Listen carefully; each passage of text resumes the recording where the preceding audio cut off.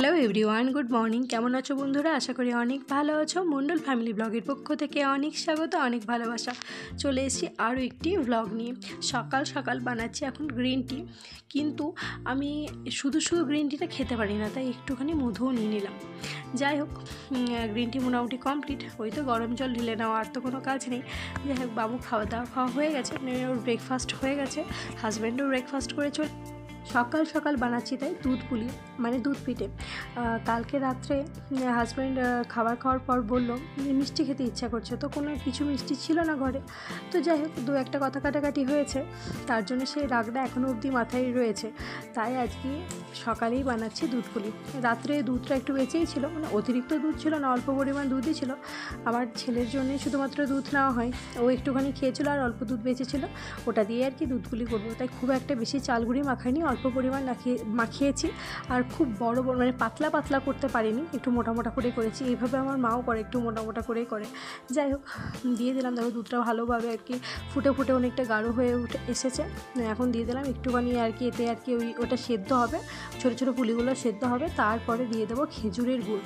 আমি বাড়ি থেকে নিয়ে এসেছিলাম, 3 মাস হতে চলে এসেছি, এখনও অবধি কিন্তু গুড়টা বেশ ভালোই আছে। আমার এখানে একটা বান্ধবী হয়েছে, তো তারই আর কি ফ্রিজে রাখা ছিল, তাদের ফ্রিজে। মানে আমার এখানে এখনও ফ্রিজে আমি নিয়ে উঠতে পারিনি, তো ফ্রিজ থেকে নিয়ে এসে এইদিকে দেখো দিয়ে দিলাম কিছুটা গুড়। এই 2-3 দিনে খেয়ে এটাকে শেষ করে দিতে হবে, আর ফ্রিজে রাখলে হবে না, কারণ অনেক দিনই হয়ে গেল। যাই হোক, আমি এইদিকে রান্না করছি, আর ওইদিকে দেখেছো আমার ছেলে 7 পাক ঘুরছে আর কি, ওর ওটাই কাজ। আমি যতক্ষণ রান্নাঘরে থাকবো, ও আমার সাথে ততক্ষণ সেই রান্নাঘরেই থাকবে। কিছু না কিছু প্রশ্ন করতেই থাকে, আমি উত্তর দিতেই থাকি। আর একা একা রুমের ভেতরে খেলতে চায় না, ওটাই ওর আর কি স্বভাব। যাই হোক, আর একা কারই বা ভালো লাগে। আর যেহেতু স্কুলটা এখনও চালু হয়নি, তাই ও মানে বিরক্ত হয়ে যায় সারাদিন বাড়ির ভেতর থেকে। বিকালে একটু চেষ্টা করি যে বাইরের দিকে ঘুরতে নিয়ে যাওয়ার, কিন্তু এই 2 দিন না একটু অনেকটা পরিমাণ লেটে ঘুম থেকে উঠছে, তার জন্য বিকালটাতেও আর কি বেড়াতে নিয়ে যেতে পারি না। যাই হোক, এই সমস্ত চুটুর জিনিসগুলো যদি কোটোয় ঢেলে না রাখি, তাহলে তো মনেই থাকে না খেতে, আর পড়ে খারাপ হয়ে যায় জিনিসগুলো। তার জন্য কোটোয় আর কি ভরে রেখে দিচ্ছি, তাতে চোখের সামনেও থাকে, আর জিনিসটা খেয়ে শেষও হয়েছে। যাই হোক, এদিকে দেখো ভুজিয়া নিয়ে আসা হয়েছিল। আমি একটা অন্যরকম ভুজিয়া বলেছিলাম, আর এটা প্রচণ্ড পরিমাণে মিহি মানে প্রচণ্ড পাতলা ভুজিয়াটা আর কি। প্রথম ভাবলাম খেতে হয়তো অত্যাধিক ভালো হবে, কিন্তু খুব একটা ভালো ছিল না। বাবুকে দাওয়াতেও থু করে মুখ থেকে ফেলে দিয়েছে, একদম পছন্দ হয়নি। যাই হোক, আমাকেই খেয়ে নিতে হবে। এইদিকে দেখো পিঠেটাও মোটামুটি কমপ্লিট। রঙটা দেখেছো কী সুন্দর, মানে কী ভালো বেরিয়েছে। আর আমি একটু না উপর থেকে আমুল দুধ ছিটিয়ে দিয়েছিলাম, আর ওগুলোই আর কি মানে দলা পাকিয়ে গেছে আর কি। যাই হোক, পায়েসটাও কমপ্লিট হয়েছে। এদিকে রান্নাও মোটামুটি কমপ্লিট। পায়েস, ওইদিকে সয়াবিনের তরকারি বানিয়েছিলাম, একটা পালং শাক দিয়ে ডাল বানিয়েছিলাম, আম আর টমেটো দিয়ে একটা চাটনি বানিয়েছিলাম, আমার জন্য রুটি বানিয়েছিলাম, আর বানিয়েছিলাম ভাত। এটাই ছিল আজকে দুপুরের আমাদের জলখাবারের মেনু। ওটা ছিল একটা রসম, পরশু বানানো হয়েছিল, ওটা এখনও অবধি রয়ে গেছে। যাই হোক, রান্নাঘরে যদি অনেক কিছু খাবার একসাথে থাকে বেশ ভালো লাগে। হাজব্যান্ডকে খেতেও দিয়ে দিয়েছি, তোকে পায়েসটা সদ্য দিয়েছি।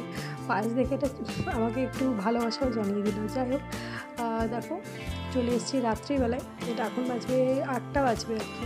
বানাচ্ছি আজকে আমার বরের প্রচণ্ড পছন্দের খাবার, সেটা হলো লিট্টি চোখা। আমরা এই মানে আমি এই খাবারটা শিখেছিলাম আমার একটা বান্ধবীর কাছ থেকে, তার নাম প্রীতি।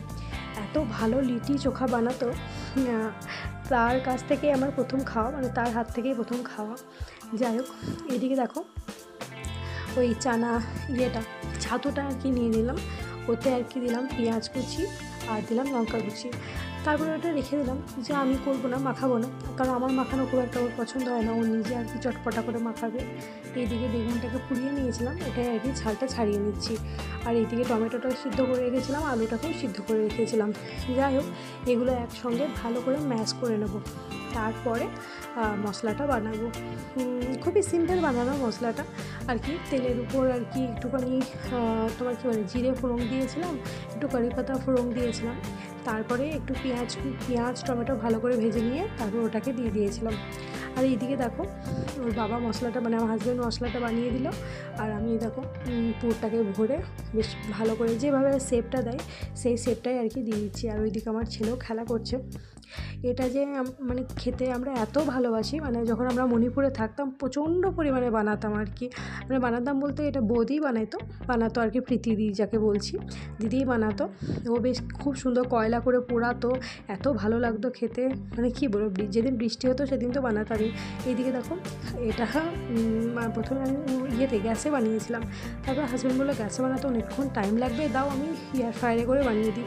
যাই হোক এয়ার ফ্রায়ারেও ভালো হয়েছিল, কিন্তু এয়ার ফ্রায়ারে না একটু বেশি আর কি শক্ত শক্ত হয়ে গেছিলো, কিন্তু আমার হাজব্যান্ডের নাকি শক্তটাই বেশি পছন্দ। যাই হোক আমার তো গ্যাসেরটাই বেশি ভালো লাগে, অতিরিক্ত শক্তটা হয় না, কিন্তু ওর যেহেতু বলো না এয়ার ফ্রায়ারই বেশি ভালো লাগছে, তাই এয়ার ফ্রায়ারেই আবার বাদবাকিগুলো সমস্ত আবার দিয়ে দিলাম, কারণ এতে তাড়াতাড়ি হয়ে যাবে, খুব একটা টাইম লাগবে না। গ্যাসে ওই দুটো তিনটে করে করতে অনেকটা টাইম লেগে যাবে, আর এটা এয়ার ফ্রায়ারে একসঙ্গে অনেকগুলোই আর কি দেওয়া হয়ে যাবে। যাই হোক এই সমস্ত রান্না করতে গেলে যে রান্নাঘরে কী অবস্থা হয় দেখেই বুঝতে পারছো। এই দেখো রেডি ইডলি, সরি কী বলে, লিট্টি চোখা, আর ওদিকে একটা গ্রিন চাটনি বানিয়েছিলাম বাদাম দিয়ে, আর দেখেছো একদম পুরো গাওয়া ঘি আর কি এটা মাখাচ্ছে।